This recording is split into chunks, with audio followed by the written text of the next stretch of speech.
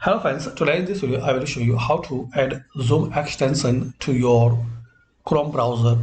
So firstly open your Chrome browser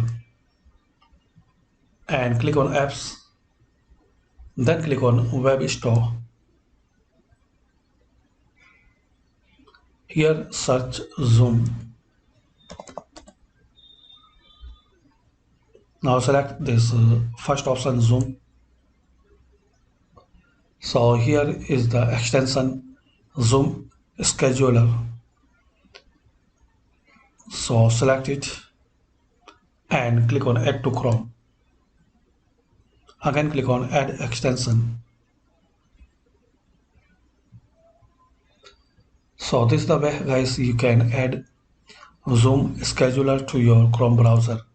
Thanks for watching. Please comment this video useful for you or not. And guys there are some more related extensions like zoom closer and zoom redirector.